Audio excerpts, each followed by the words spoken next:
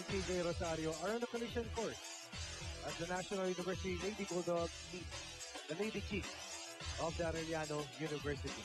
Live over GMA News TV, makakasama niyo po Ronnie Magtanong together with Miss Andrew Mulya for another edition of the Shaky TV.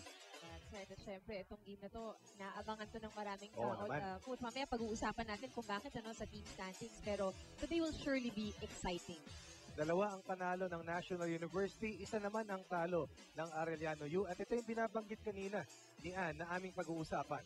Well, alam natin to, Coach, coming into this game, a lot of people really favoring NU, mainly because of their 2-0 win-loss record. Pero alam natin na itong Arellano University, maraming experience na rin sa kanilang NCAA League. So, hindi talaga rin magpapatalo ang Arellano University. At naniniwala ako na itong dalawang kupunan na ito ang dalawa sa mga top contenders for the Collegiate Conference Battle for the Crown.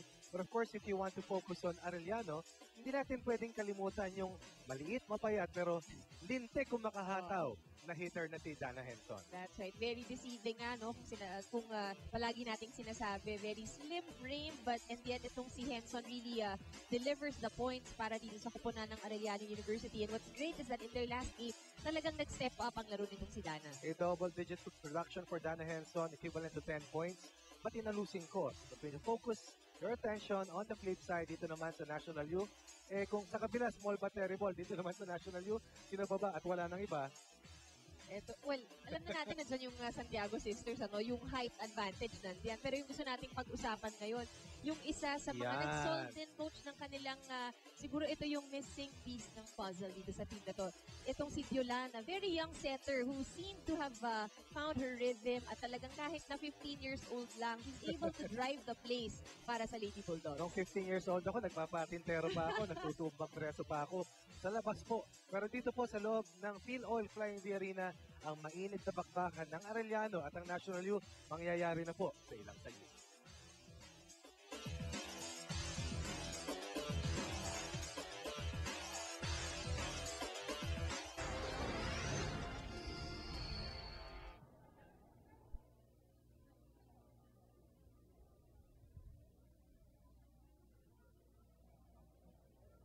Presenting our international referees for this match. First referee, Miss Josie Del Rosario. Second referee, Mr. Philip Season. Let's call on our starting lineup from our Lady Chiefs of the Arellano University. Let's start off with jersey number 5. First time here, Rhea Maris Ramirez. At number 8, Menchi Tubiera. Wearing jersey number 14, Dana Henson.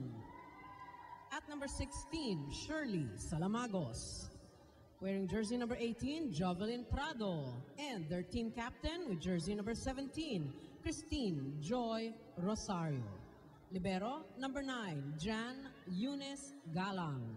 Head coach, Mr. Roberto Obet Javier. Calling on our Lady Bulldogs of the National University. Let's start off with jersey number 1, Rica Diolan.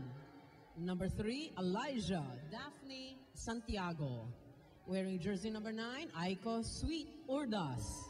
Number 11, Rosalyn Doria.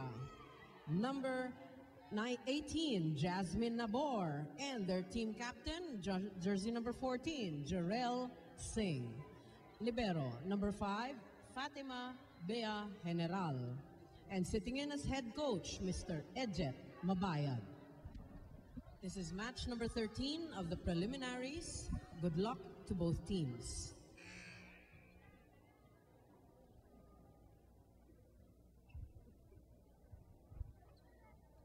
It's a complete roster today for Coach Obet Javier. Pero it's a different story for National U kasama nga dahil hindi maglalaro itong si Dindin Santiago at si Myla Pablo para dito sa Bulldogs. That's right. So, malaking adjustment din yan para sa kanila. No? Of course, missing one of their top scorers na si Myla Pablo at syempre yung experience na si Dindin Santiago. So, we'll see kung anong mangyayari sa kanilang laro. They're fielding in Urdas. Na alam natin galing din sa injury. Correct. And And the rest of the squad, Malaking Is there? bagay ang kailangan nilang punuan para dito sa National U. But I believe that they had ample time to prepare dahil nagkabala-bala sa nga yung lineup na tumulak papunta sa Vietnam, and I believe that only about 8 or 9 of the members of the Southeast Asian Games team ang naging available para dun sa national quintet na tumulak papunta sa Vietnam. So, called into action ng mabilisan yung ilan sa mga manlalaro. And this is the sign of things to come dito sa labanan ng National U at Arellano, Lady Chief.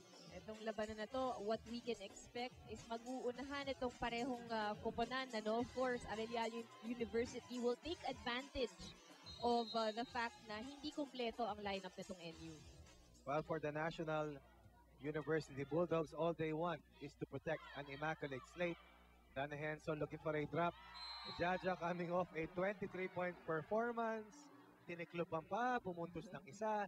Dalawa, abante ng National U. Ang ganda panuorin, no? Pag-refined at pulido na maglaro. Ito yung hina-highlight mo kanina, Ann. A 15-year-old na buong-buo ang loob at siyang nagtitimon para sa National U. Walang iba kundi si Rica Diolan as Arellano gives up an error dun sa kanilang huling palo. 3-0 for set ng mga National U.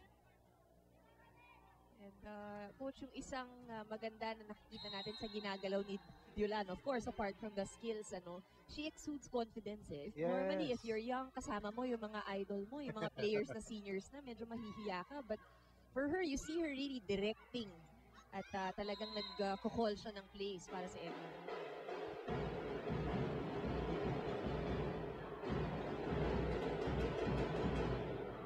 At yan 12 pagtambol na yan signifies that Arellano has scored its first point of this match. Bam, bam, bam, bam, bam, bam, bam, bam, bam, bam, bam, bam. Yeah. Combination play. Urdas sumubok ng unang puntos. Galang buhay na naman sa depensa. And Prado will get that ball way too long. 3-point lead once again for the Blue Shirts. 6'4" Jaja Santiago lining up to serve for National U. Sabi nga natin, 23-point performance. At hindi ako nagkakamali, siyang leading scorer ngayon dito sa ating almost halfway mark sa Cities P-League. But Jaja commits a service error.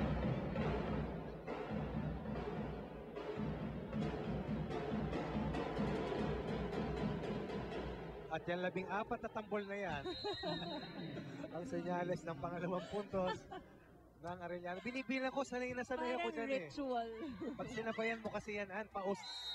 Hindi ka matapos sa first set. Mahirap. Minsan nga pagka pre-game din, ano, Nako. coach, hindi kayo magkakarinigan Sinabi talaga. mo, pero ito, rinig na rinig natin yung palo nitong si Nabor para sa NU. Ultra fast LTE for happy family with speeds up to 10 Mbps monthly internet. First low was $9.99. Jasmine Nabor, isa sa mga kinakailangan na mag-step up para dito sa National U. Running hit para dito kay Shirley Salamagos. Net violation for Singh of National U. Na pinapaalalahanan ni Coach Elgin Pabayat si Jurel Singh to be wary of the net touches dahil karamihan ng puntos dito ng Arellano o lahat ng puntos galing lamang sa errors ng National U. Ayan. Hindi na galing sa error yan, galing na sa palo yan. This Ultra Fast Spike is brought to you by PLDT Home Ultra, the Ultra Fast LTE for a happy family. Prado rising to the occasion para sa Lady Chiefs. And para sa NU, kita natin, no, pinag-uusapan din ng depensa sa likod ng kanilang pwestuhan because in that case, Coach Ronnie, talagang bukas Yes. yung end line. Ang babaw nung coverage nila. Walang nagmarka doon sa mga malalalim na areas. Tubiera with a free ball. Jolan going to Sing against the double block, scores. This is a very good start para dito sa National U. Considering na wala yung kanilang dalawang alas, but still playing with supreme confidence. Against 18 is also powered by two guest players na si Agano and of course si Lilet Babayad. Ramirez going to Prado blocked. Ramirez cross court to Tubiera, adjustment by Tubiera. Transition by Jolan, going to sing down the middle. Ang ganda naman ng balasa doon. Itong si Rica Jolan, and just like that, 5-point advantage. National U laban dito sa Arellano.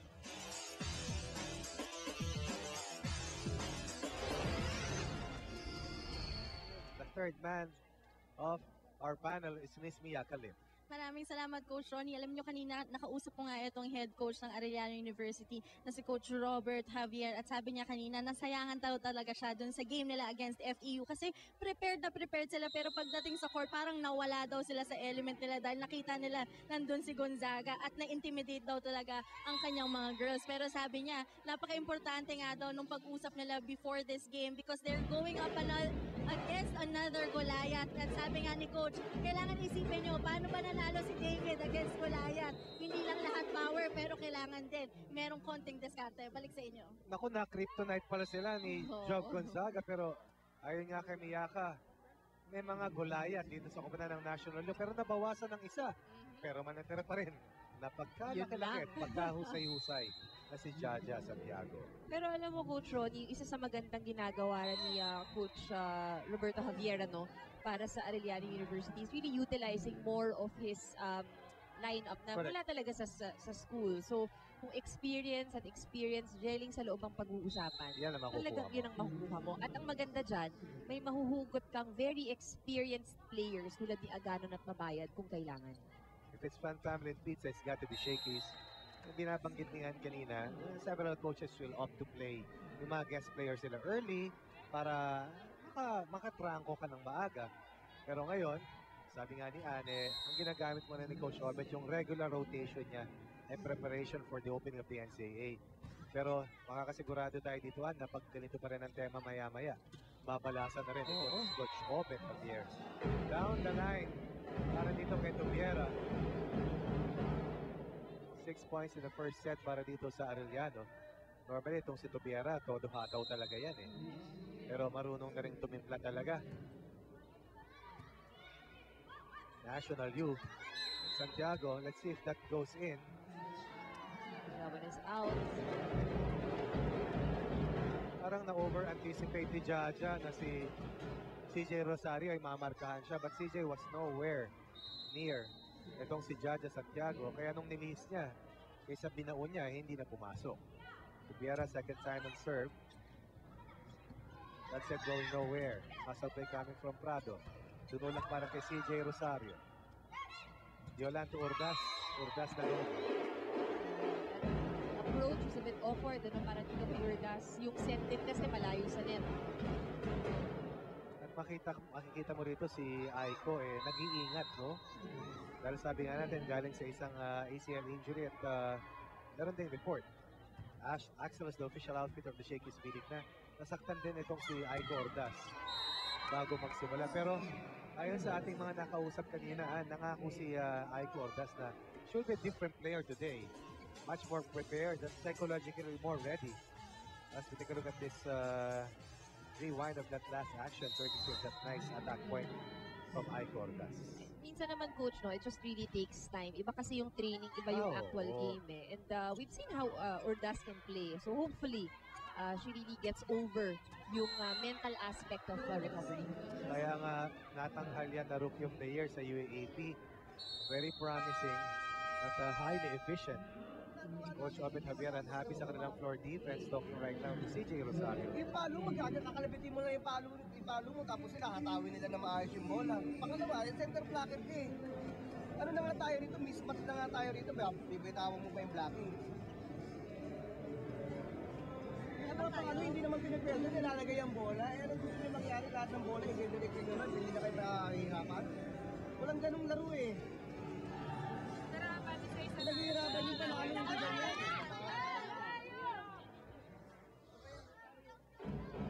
And in this last sequence, Ordas finding the hole in the defense. Patuulitin natin yung sinabi ni Coach Obet Javier. Hindi pwedeng papunta sa iyong bola. Kailangan hahabulin mo at alam mo kung saan ang babagsakan ng bola. Nice floater coming from Rica Diolan. Si J. Rosario, pinalalahanan kanina na pumalo ng mas malakas. Jolan, And Singh, keeping that ball alive. Free ball para sa National Youth. Enson, getting that nice setup. Galing kay Ramirez. Itong si Ramirez, binabalasa rin ang kanyang opensa, no? At si Coach Obet Javier opting to start Ramirez in lieu of Angelica Ligacion. Oh, nice. Still wrong para kay Jaja.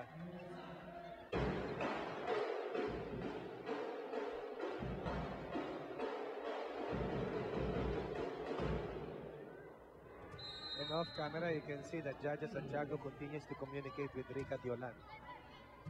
That's very important. Double block laban kay Nabor. Back set for Prado. Singh. Diolan. Better floor defense para sa Arellano. General. Jaja this time converts. Better timing. And yun nga, kaya sinasabi mo, Coach Kino, continuous communication mula sa setter at sa center spiker. Marami kang pwedeng sabihin. Itaas mo, bilisan mo, ilagay mo rito. Because you cannot guess what goes on inside the minds of your teammates. Better na pag nasasabi kung ano talagang nananais. Santiago with the rocket. And time and again, we have emphasized the fact that Jaja Santiago's serve has really been a primary weapon on offense. Hindi lang para sa kanya, kundi para sa National University. And it's that float of the ball. Ang ganda ng float ng bola, hindi madaling basahin for the receivers of the opponent. Biglang bumabagsak. Kasi pababa talaga. Dahil ang taas nung abot niya. Tangkad naman talaga niya.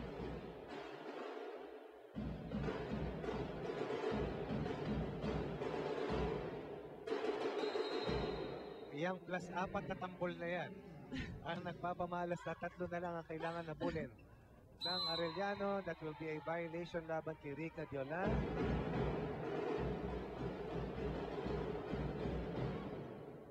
Yan maiksing tambol na yan. Ang nagsasabi maganda at maiksi yung rally. May kodigo ba ito? Meron. Kung ilang... Dinima lang sila pero lakas pumalo nung tambol. Oo. Free ball galing kay Jorel Singh to Biera. Backset coming from Ramirez. Prado. Naganap ng lobong palo. Alam ni Coach Obet Javier, importante yung unang set. At alam din niya, na laban sa FEU, hindi sila nakakuha ng unang set. Naunahan sila. At ayon nga rin sa ulat kanina ni Miyaka, parang namalahibo sila kay Jovelyn Gonzaga.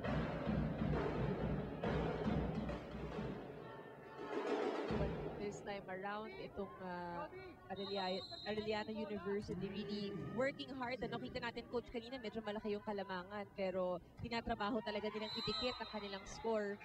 With the exception of that service error from Henson. It was a 5-point lead earlier for National U, now 3-3.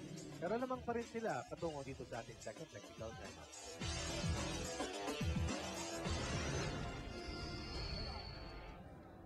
As you can check out, of course, we're still live over GMA News TV for the Saturday edition.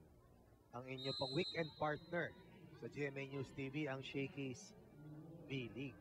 Kasama niyo po kami sa tanghalian, kasama niyo kami sa merienda. Kung gusto niyo, isama niyo kami sa inyong hapunan. 16-13 para dito sa National U. With us. Solid yung palo na yun ni Shirley Salamangos.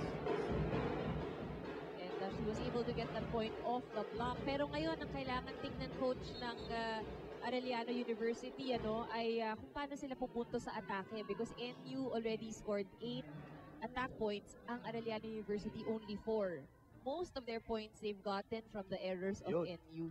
At hindi ako nagkakamali, si Jaja meron ng 3. Oo, sa service errors, area, meron na siyang ilan. At So yung attack errors niya, 2, mga 4 na, si Jaja pa lang yun. So that's 4 out of 10. Correct. May Agano making her first entry, samantalang si Angelica Ligacion also replaces itong si Ramirez. Oh, nice coverage. Excellent net defense by Salamagos.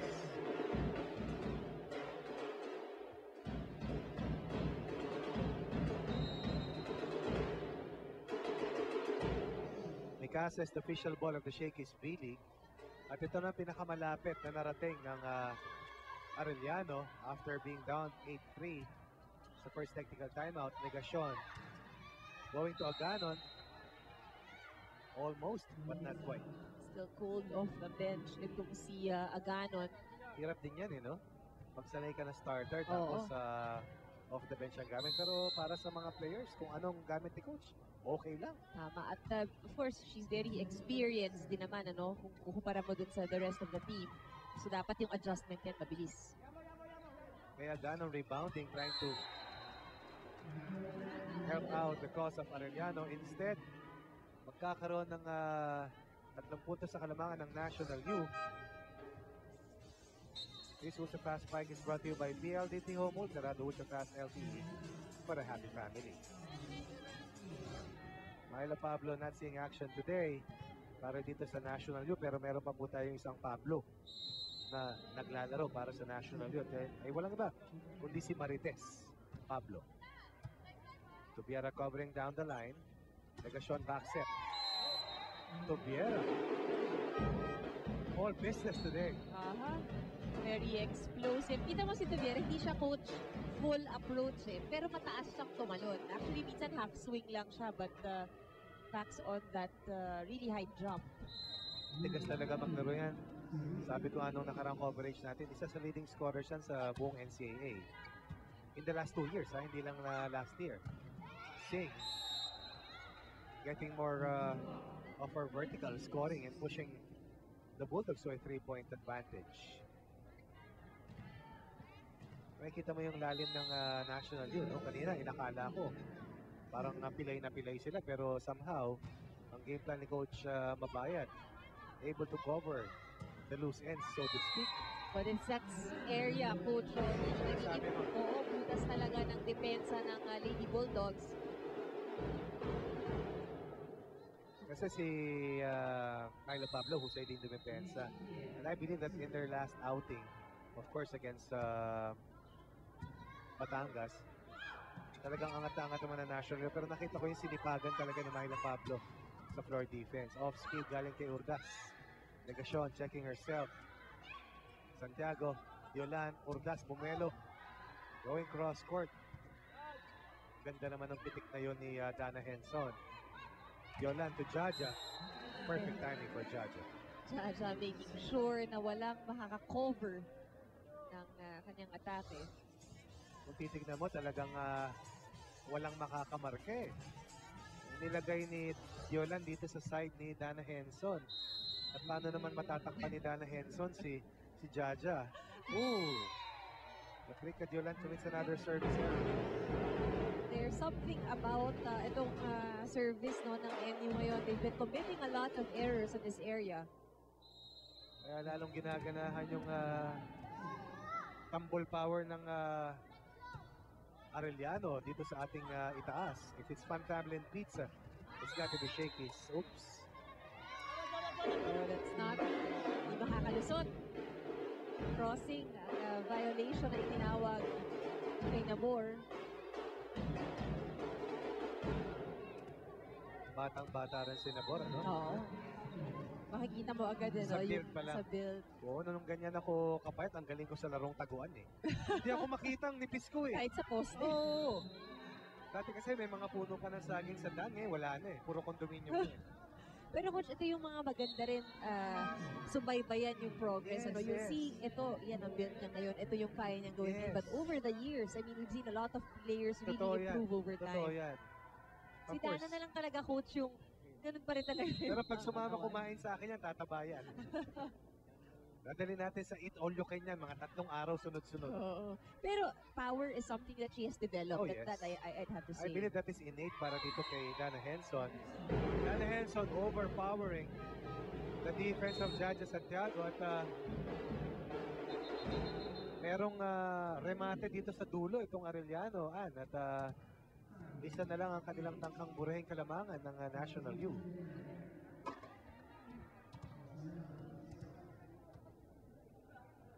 Elaine Sagun ang siyang papalo rito sa service line para sa Arellano. Isang quick, pinakawalan ni Doria. Binalikan naman ni Carino. ng isang mahaba. Burgas. Binalaw Arellano to tie this game at 21 all.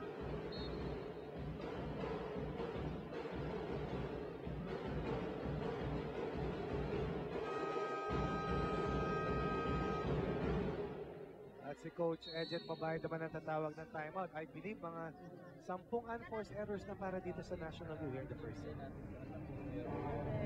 Hindi naman nila pinaghirapan lahat. Service na lang. At namimigay na tayo. Kung bauwi natin ang malis yan. Simulan niyo sa receive. Tara, sir. Tara, tara.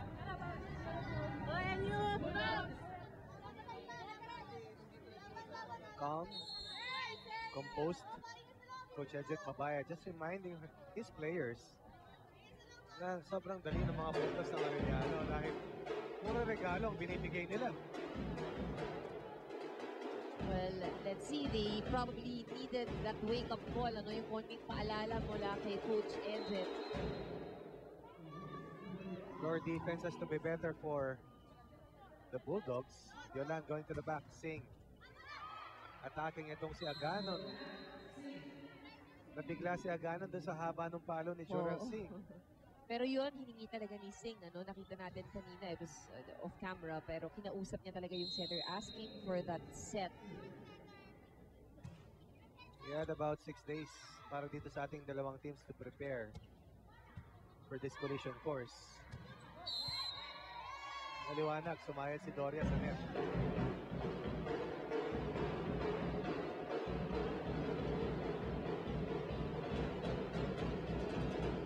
Masyadong dikit yung pasa ni Nabor dito kay Doria. Dana Henson, all power. 4x4, ika nga. General Yolan. Binigyan ulit itong si Nabor. Chance para sa Arellano. Tubiera nails another point. Minsan talaga mapapaisip ka rin itong si Tubiera. No? Hindi siya full approach if you look at that. Medyo half lang yung kanyang swing eh, pero talagang taas tumalon. Konting-konti lang ang buwelo kinakailangan. And that's the kind of athlete that she is. Parang ang iksi ng buwelo, no? Nakaka-ere na. Yung iba mapapansin natin, coach, kasi full arm swing. Oo, todo. Sing with a free ball. Aganon for the Arellano Chiefs. Tubiera goes 2 in a row.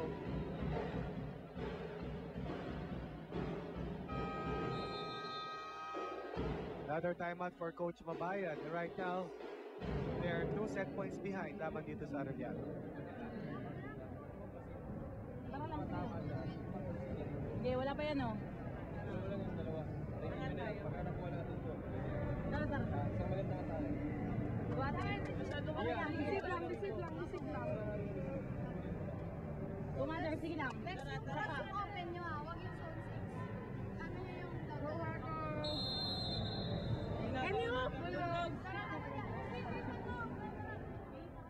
No Myla Pablo, no Dindin Santiago. Early on here in the first set, it was no problem for National U. But in the last 10 points at least, nagkakaroon sila ng problema.